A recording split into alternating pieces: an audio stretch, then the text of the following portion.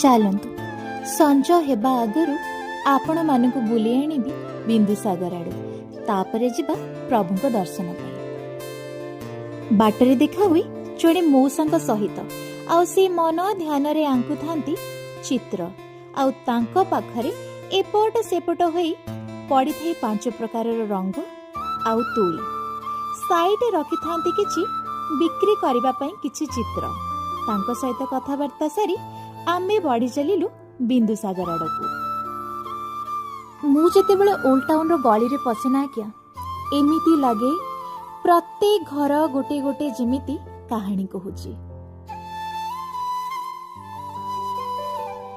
ଦେଖୁନାହାନ୍ତି, ଗପି ଗପିକି ଆମେ ପହଞ୍ଚିଗଲେ ବିନ୍ଦୁସାଗର। ଏଇ ଜାଗାକୁ ଆଜ୍ଞା ଆଗରୁ ଏକାମ୍ର ବନ କୁହାଯାଉଥିଲା, ଆଉ ଏଇ ଜାଗାଟା ପୁରା ଜଙ୍ଗଲ ଥିଲା। ମାନ୍ୟତାରେ ଅଛି ପ୍ରଭୁ ଶିବ ଆଉ ମାତା ପାର୍ବତୀ ଏହି ସ୍ଥାନରେ ଭ୍ରମଣ କରୁଥିଲେ, ଆଉ ସେହି ସମୟରେ ମାତା ପାର୍ବତୀଙ୍କୁ ଜୋରେ ଶୋଷ ଲାଗିଲା, ଆଉ ସେଇ କଥା ଯାଇ ସେ ପ୍ରଭୁ ଶିବଙ୍କୁ ଜଣେଇଥିଲେ। ତାପରେ କ'ଣ, ପ୍ରଭୁ ଶିବ ତାଙ୍କ ତ୍ରିଶୂଳରେ ଭୂମିକୁ କ୍ଷପଣ କରିଥିଲେ, ଆଉ ସେଇଠୁ ବାହାରିଥିଲା ବିନ୍ଦୁ ବିନ୍ଦୁ ପାଣି, ଆଉ ସେଇ ପାଣିକୁ ପିଇ ମାତା ପାର୍ବତୀ ତାଙ୍କର ଶୋଷ ମେଟାଇଥିଲେ। ସେଇ ଦିନଠୁ ପଡ଼ିଲା ଏଇ ଜାଗାର ନାଁ ବିନ୍ଦୁସାଗର।